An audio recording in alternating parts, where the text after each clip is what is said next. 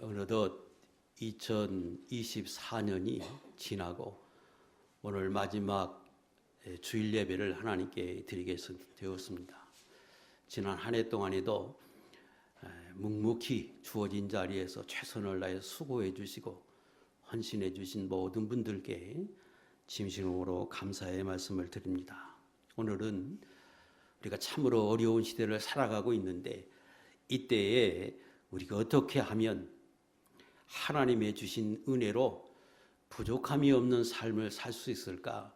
그 비결이 무엇인지를 오늘 본문을 통해서 함께 배우려고 합니다. 본문에 한 여인이 등장합니다. 이 여인은 엘리사 선지자의 제자가 되는 어떤 사람과 결혼을 했는데 그가 두 아들을 낳고 그 남편이 죽었습니다. 그러다 보니 가정에 경제적인 어려움이 있었고 그 경제적인 어려움이 좀 심하게 되자 이 여인이 엘리사 선지자에게 나왔습니다. 지금 이 여인의 처지는 빚을 져서 빚을 갚을 수 없기에 채주가 찾아와서 두 아들을 종으로 삼겠다고 지금 말해서 선지자에게 찾아 나와서 당신의 그 어려운 처지를 지금 말하고 있습니다. 오늘 이 시대에는 어렵다고 해서 종이 되는 일은 없지만 당시로는 빚을 졌는데 갚을 수 없으면 율법적으로도 아내나 아들을 종으로 내어주는 일은 가능했습니다. 이렇게 종이 되면 돈이 있으면 언제든지 가서 물려서 회복을 시킬 수 있고 그러지 못하면 희년이 되면 자유의 몸이 돼서 회복할 수 있었습니다. 자, 이 여인이 지금 극심한 어려움에 처하게 되자 그거 어떻게 했느냐 그러면 선지자에게 나왔습니다. 여기 선지자에게 나왔다고 하는 말은 어느 한 사람에게 찾아가서 도움을 구했다, 사람을 의지했다는 말이 아니고 하나님 앞에 나왔다 하는 뜻입니다. 지금이야 예수 믿는 사람들 안에 성령이 각각이 다 임재해 있기 때문에 우리가 언제나 하나님 앞에 나가서 기도할 수 있지만 구약에는 오직 세 분류의 사람, 즉 왕, 선지자, 제사장 외에는 하나님의 영이 임하지 않았기 때문에 하나님 앞에 나아갈 수 있는 방법은 선지자, 제사장의 앞에 나가는 일이었습니다. 그러므로 당신이 대단히 어려움을 겪기에 선지자에게 나아가서 당신의 이야기를 이야기하는 것은 오늘 우리로 보면 그가 하나님의 앞에 나와서 기도했다 이렇게 볼 수 있습니다. 예수 믿는 사람은 좋은 일이 됐든 어려운 일이 됐든 어떤 문제가 됐든지 하나님 앞에 나아가는 것은 반드시 그렇게 해야 하고 원칙으로 삼아야 합니다.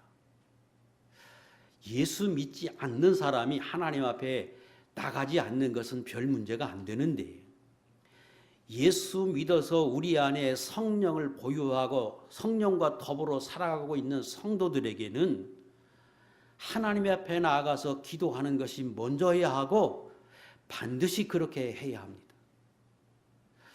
성경은 내가 예수 믿어서 죄사함을 받고 하나님의 자녀가 됐다 하는 말은 너의 안에 전능하신 하나님이 존재하고 있다고 하는 사실을 알고 언제나 예수 그리스도의 보혈로 인하여 그 하나님 앞에 나아갈 수 있는 길이 열림을 알아서 담대히 나가라고 우리에게 강조해 주십니다. 히브리 4장 16절 시작. 그러므로 우리는 긍휼하심을 받고 때를 따라 돕는 은혜를 얻기 위하여 은혜의 보좌 앞에 담대히 나아갈 것이니라. 우리가 나아가는 그분은 하나님이시고 그분은 언제나 제일 가까이서 계시고 우리의 기도를 들으시겠다고 약속하시고 그리고 우리를 사랑하십니다. 그러므로 언제든지 담대히 예수님으로 인하여 그 하나님 앞에 나갈 수 있는 길이 있음을 알고 언제든지 나가야 된다고 말씀하십니다. 그런데 실제로 생활하다 보면 하나님 앞에 나가기보다 사람을 바라보고 좋은 환경과 여건을 바라보고 배경을 바라보고 의지하려고 하는 그런 습성이 우리 예수 믿는 사람에게도 있습니다. 이것은 철저히 배격해야 합니다. 역대하 16장 12절에 보면 아사라고 하는 왕에 대한 이야기가 나오는데 대단히 선한 왕 중에 한 사람입니다. 이 사람이 병이 났어요. 병이 나면 자연히 약도 써야 하고 의사도 찾아가야 하고 이런저런 모습으로 치료해야지요. 예수 믿는 사람도 그렇게 해야 합니다. 그런데 먼저는 하나님 앞에 기도하는 게 먼저라는 거예요. 어떤 일이든지 제일 가까이 계시는 하나님 앞에 나가서 고하고 도움을 청하고 그리고 치료를 하든 병원을 가든 해야 한다는 거예요.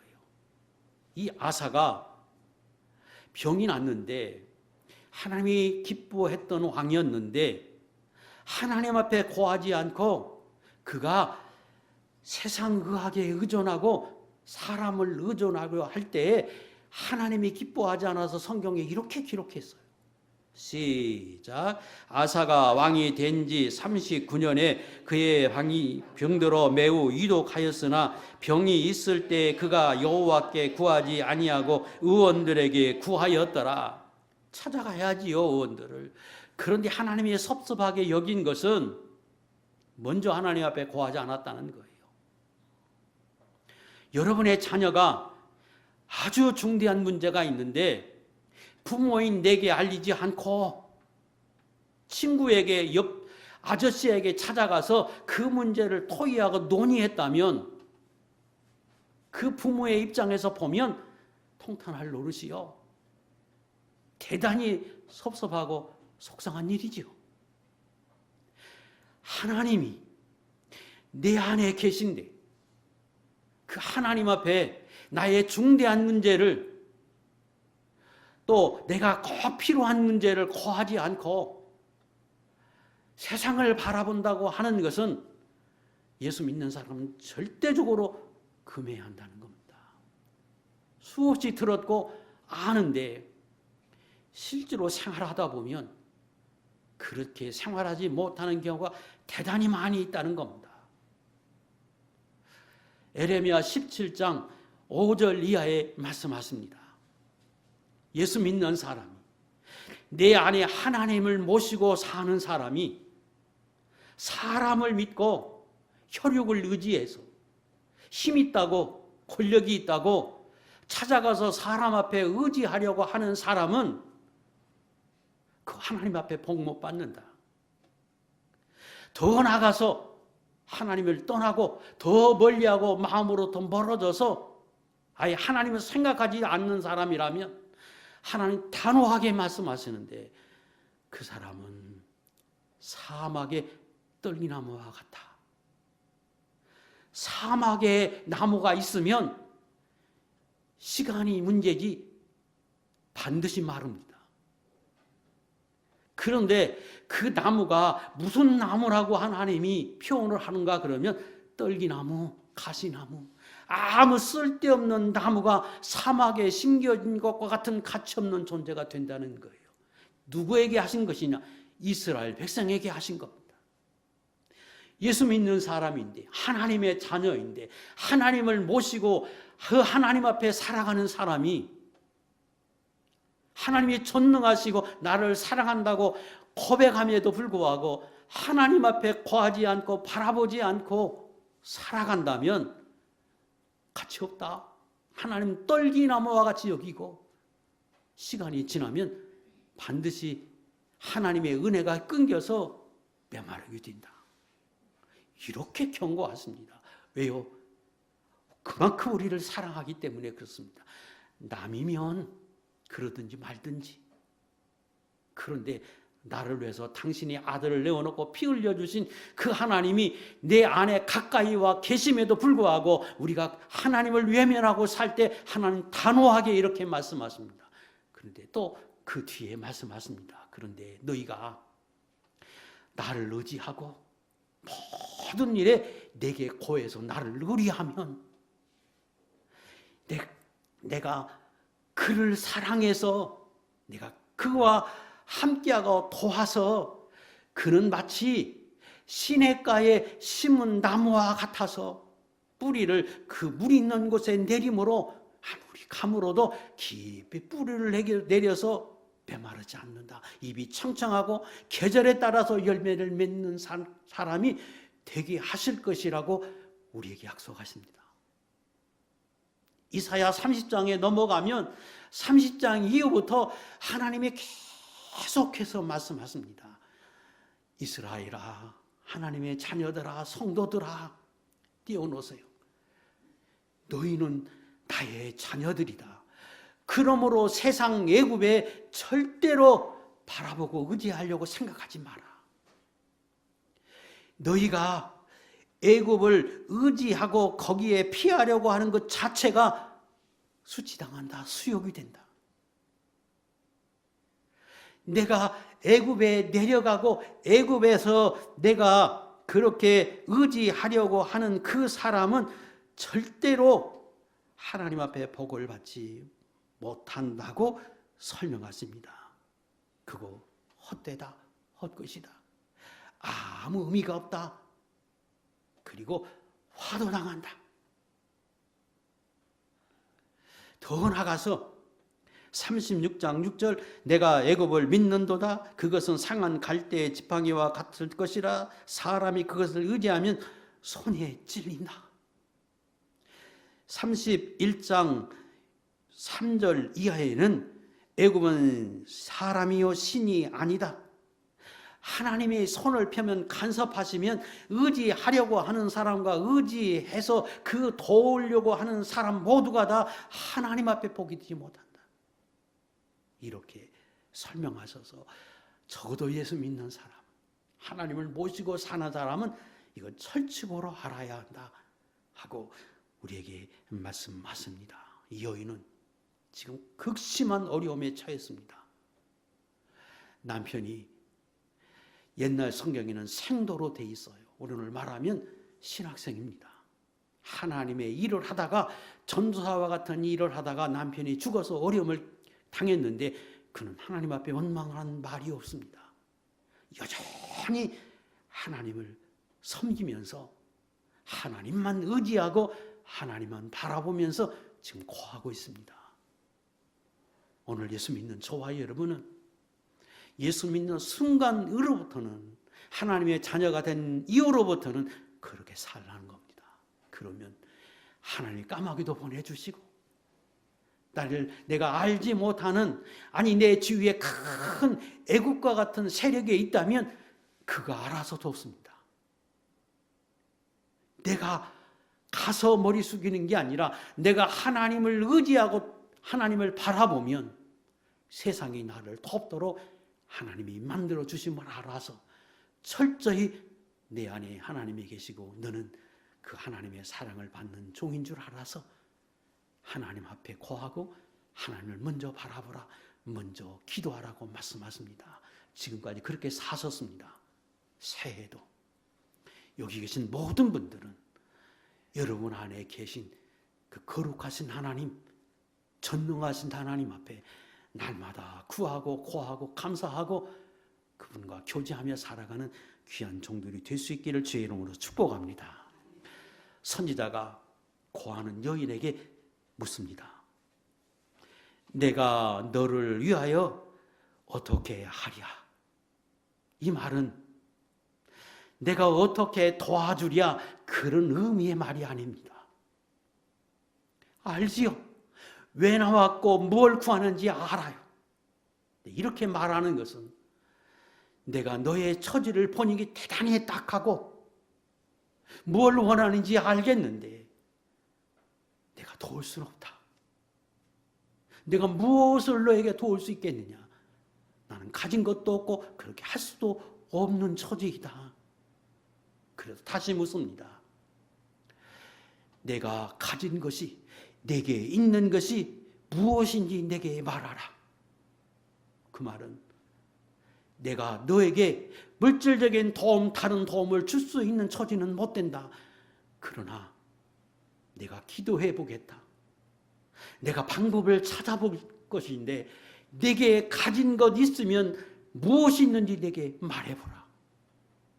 이것은 하나님은 우리에게 복을 주고 은혜를 주되 내게 가진 것, 내가 할 수 있는 것, 내가 지금 하고 있는 것, 잘 할 수 있는 일에 복을 주십니다.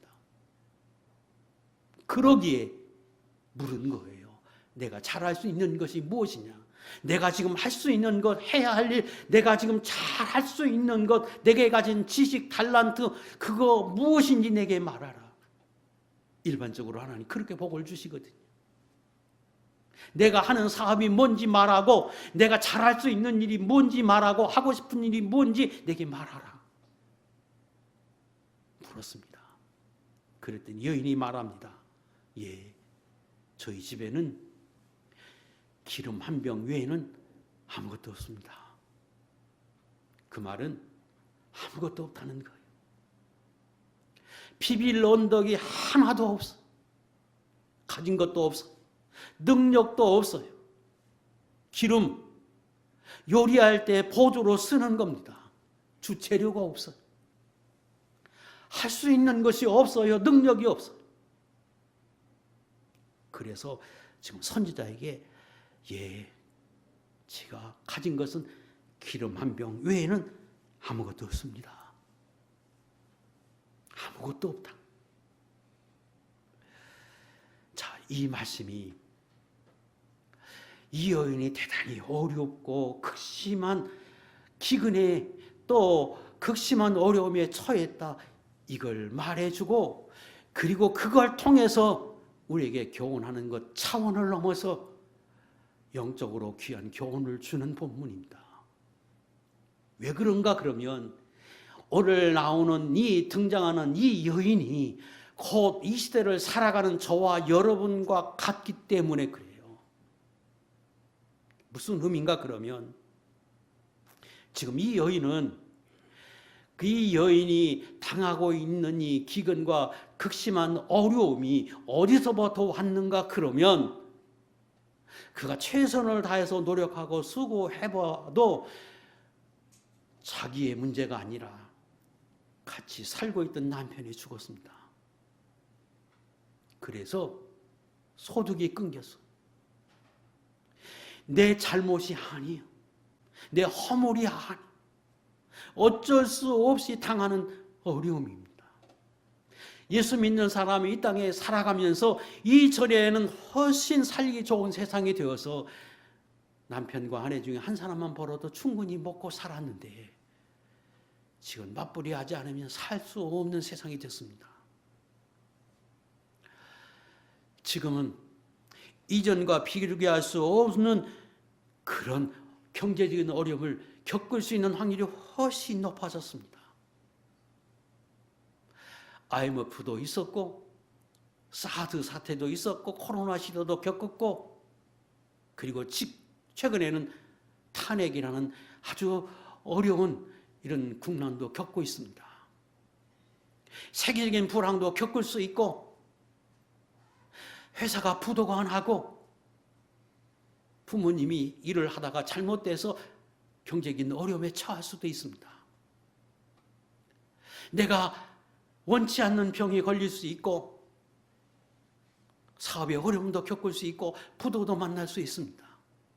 내 문제가 아닌 내가 어찌할 수 없는 그런 문제로 인하여 내가 그런 어려움을 얼마든지 겪을 수 있습니다.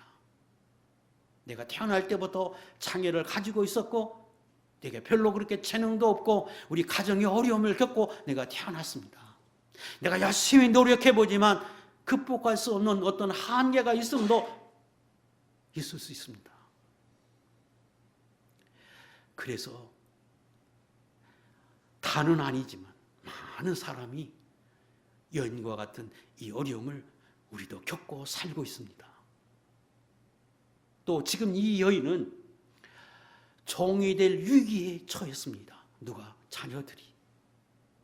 아니 본인이.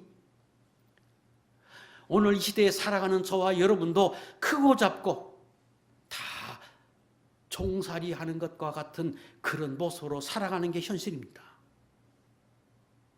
먹고 살기 위해서 어쩔 수 없이 아침부터 원치 않지만 일을 해야 하고 직장에 나가야 하고 원치 않는 직업이지만 그 일을 할 수밖에 없는 그런 저와 여러분입니다. 내가 종이 됐다는 말은 내 의지로 내 자유대로 자유의 몸으로 살 수 없어요. 먹고 살기 위해서 생활에 유지하기 위해서 이런저런 모습으로 매여 사는 사람, 크고 작은 모습의 종들이죠. 지금 현실을 바라보면 저와 여러분이 그렇게 살아가요. 어떤 사람은 세상 권력의 종이 되고 물질의 종이 되고 그리고 부귀 영광의 육체의 종이 돼서 살아가는 사람도 종종 있습니다. 그런데 한 가지 공통점이 하나 있는 건 예수 믿는 사람에게는 기름 한 병은 다 가졌다는 겁니다. 여기 기름 한 병이 뭐냐? 그러면 예수 믿는 사람에게는 거룩하신 하나님의 영을 소유하고 있습니다.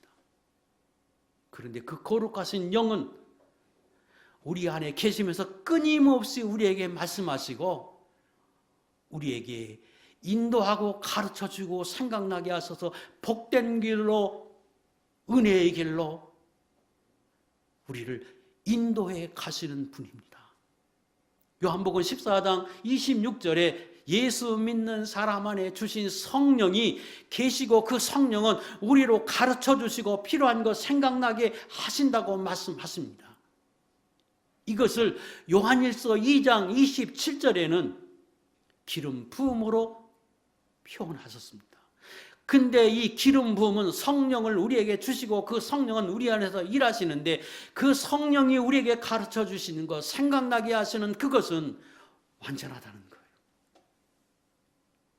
그것은 조금도 부족함이 없는 진리로 복된 것으로 우리에게 가르쳐 주시고 깨닫게 하고 계시다는 겁니다. 그런데 왜 우리가 다 못 듣느냐?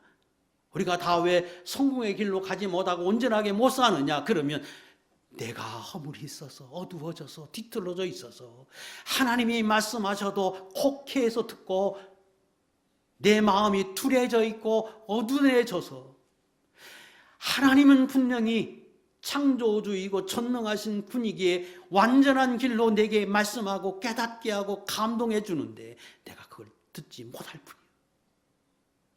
요한일서 2장 27절은 우리 읽겠습니다. 시작. 너희는 주께 받은 바 기름 부음이 너희 안에 거하나니 아무도 너희를 가르칠 필요가 없고 오직 그의 기름 부음이 모든 것을 너희에게 가르치며 또 참되고 거짓이 없으니 너희를 가르치신 그대로 주 안에서 거하라.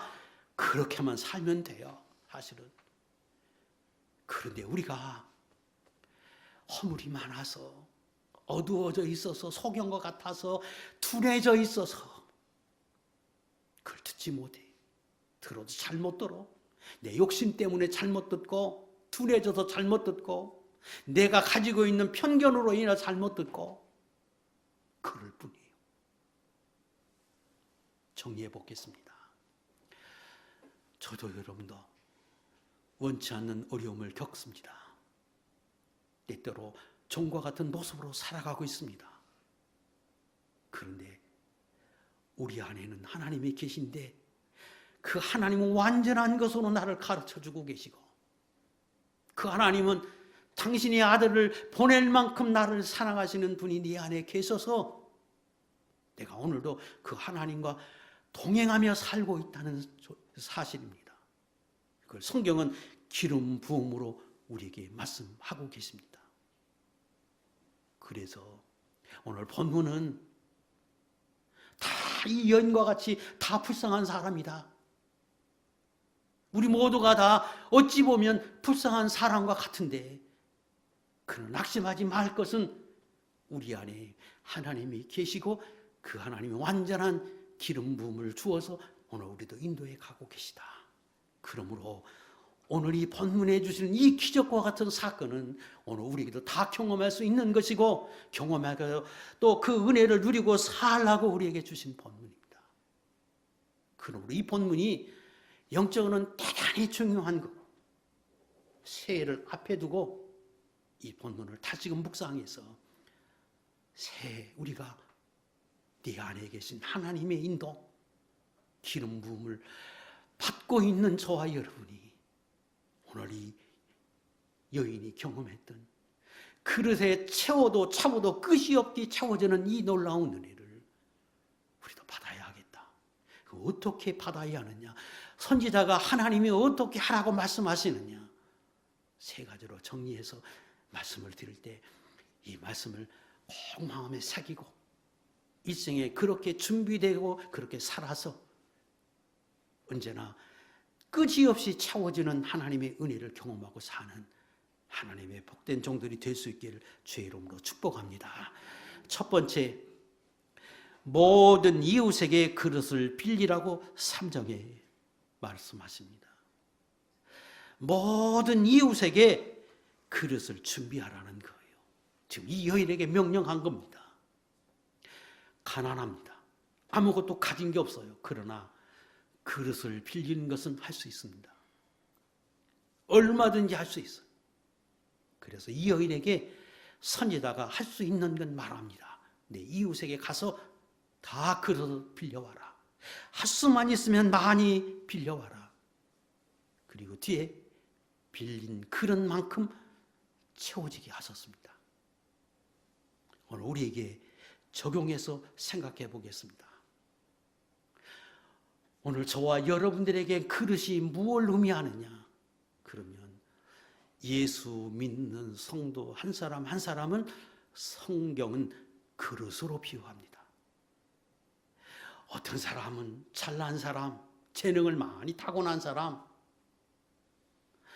그리고 좋은 환경과 여건에서 태어난 사람이 있는가 하면 참 보잘것없는 연약한 환경에서 자라는 사람, 각각의 모습으로 살아갈 뿐이지 모두가 다 하나님은 그릇으로 비유합니다.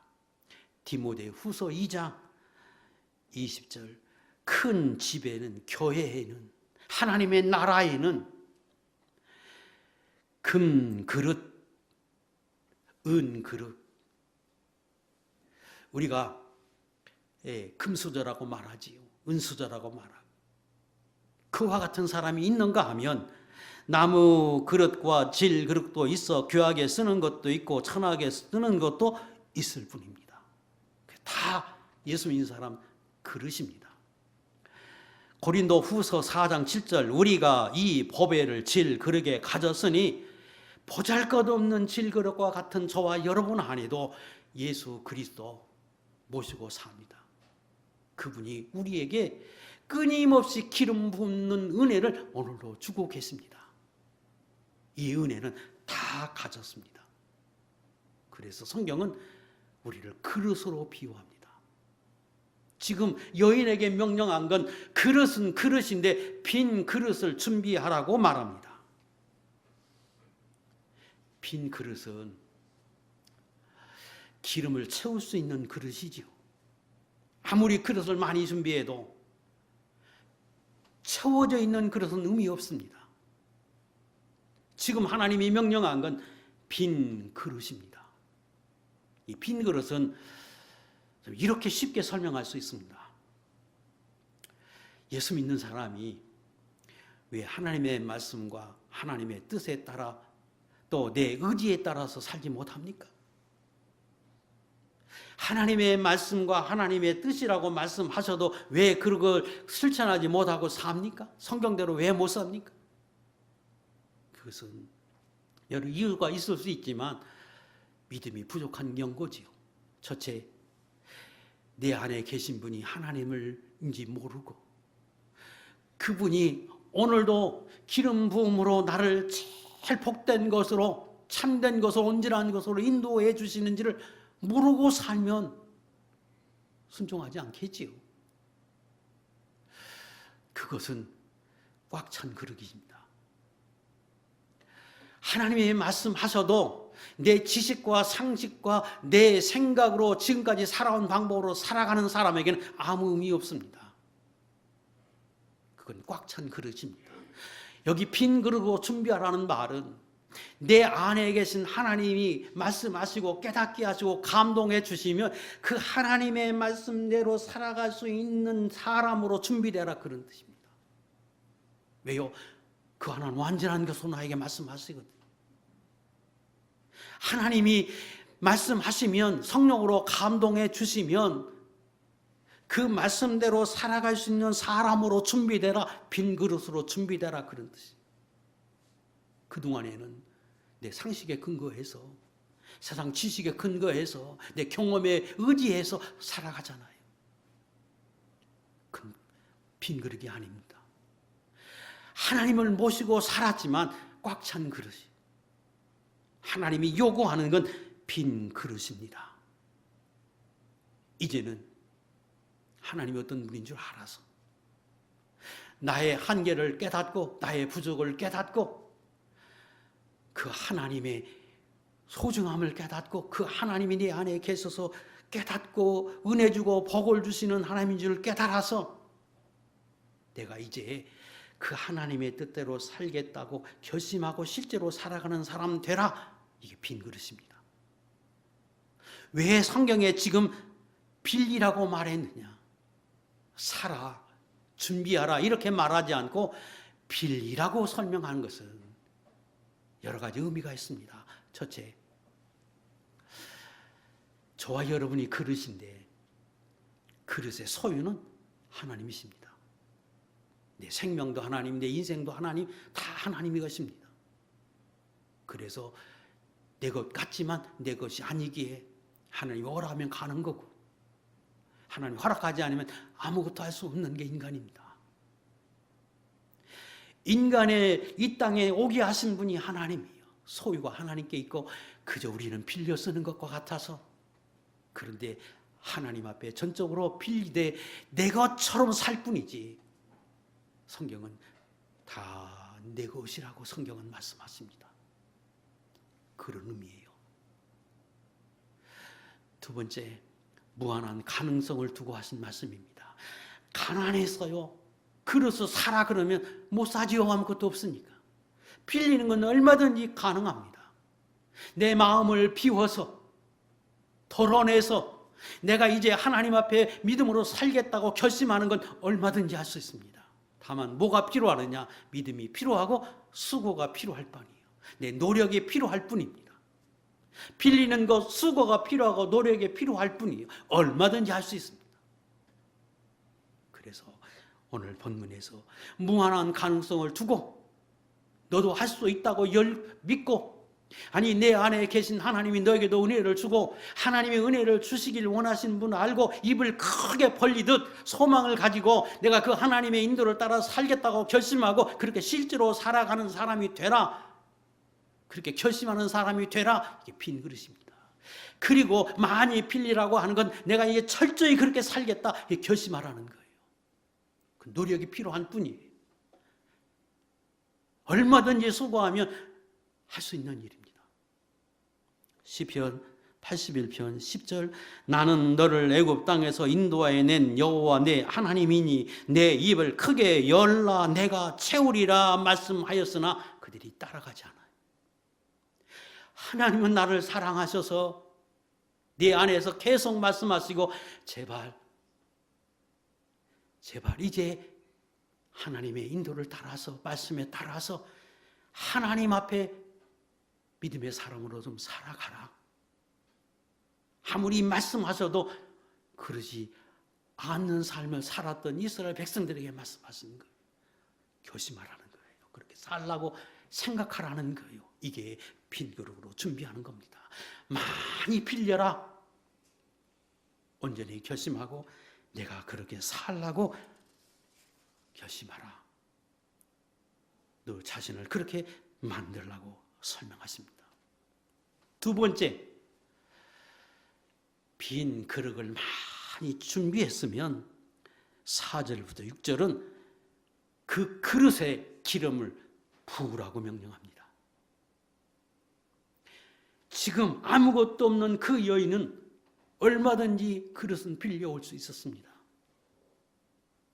그때 다 빌려오고 나니까 선지자가 말합니다. 그러거든. 이제 그 빈 그릇에 내가 가진 기름을 부으라. 얼마든지 할 수 있습니다. 다만 믿음이 필요합니다. 왜요? 큰 그릇에다 한 병 남은 기름을 부으면 늘어납니까? 줄어듭니까? 줄어들지요. 거기 묻으니까요. 얼마든지 할 수 있는데 믿음을 요구합니다. 아니, 그릇을 준비 많이 하라. 그리고 기름 한 병 가진 여인에게 그 그릇에다가 기름을 부으라고 명령할 때 순종할 수 있다고 하는 것은 그 명령을 신뢰하고 하나님을 신뢰할 때만 가능한 겁니다. 믿음을 요구합니다. 오늘 저와 여러분들하고 마찬가지입니다. 네 안에 계신 하나님, 감동해 주신 하나님, 내게 주신 하나님의 말씀과 감동과 성령의 인도와 양심에 따라서 사는 이 모든 것이 하나님이 네 안에 계셔서 주신 것이다. 그런데 그것은 하나님의 인도다. 내가 그렇게 살면 내 몸에 부라는 말은 내 육체에 내가 그렇게 살라고 결심했으면 실제로 그렇게 행동으로 옮기라는 말이고, 그렇게 옮기는 데에는 믿음이 필요합니다. 왜? 다른 사람이 볼 때는 그게 무슨 효과가 있어? 다른 사람이 볼 때는 어리석을 뿐이죠. 큰 그릇에다가 기름을 붓는 일, 이거 어리석은 일 아닙니까? 믿음으로 바라보지 않으면 그것처럼 어리석은 일이 없습니다. 눈에 보이지도 않는 하나님, 확신도 되지 않는 하나님의 말씀대로 내가 이제 살아보겠다고 결심하고 사는 것, 남이 볼 때는 어리석어 보이고 무식해 보이고 가치 없이 볼 수 있습니다. 그런 하나님은 말씀하십니다. 준비된 그릇에 내가 그렇게 결심했으면, 준비했으면 이제 행동으로 옮겨라. 기름을 부으라. 내 하나님이 말씀하시면 그렇게 살라고 해서 실제로 살아라. 이게 붓는 겁니다. 그때 하나님이 세 가지를 강조하십니다. 첫째, 문을 닫고 부으라. 이게 무슨 말인가 하면, 문을 활짝 열어놓고 빈 그릇에다가 기름 하나 남아있는 것 갖다 부으면 사람들이 뭐라고 하겠습니까? 저 어렵게 살더니 이제 정신마저 나갔다. 왜 저러는지 모르겠다. 그러지 않겠습니다. 내가 오늘도 살아계신 하나님 앞에 믿음으로 살아가는 일은 세상 사람이 볼 때는 똑같은 겁니다. 저 어리석은 사람, 그렇게 보이는 법입니다. 그래서 문을 닫고 다른 사람에게 말할 필요 없습니다. 내가 하나님 앞에 사는 거예요. 비방만 받을 뿐이에요. 내가 결심했으면, 내가 믿음으로 살겠다고 결심했으면, 내가 기도하겠다고 결심했으면 사람에게 오픈할 필요 없어요. 그거 마귀가 틈타는 일이고, 그거 비방만 받는 일이고, 조롱만 받을 뿐입니다. 하나님 앞에서 내가 묵묵히 결심했으면 살라는 거예요.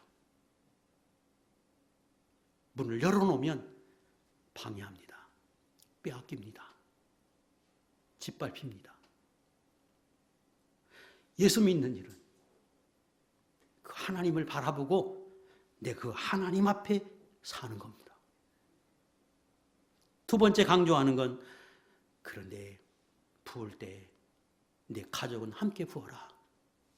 두 아들 데려다 놓고 함께 부어라.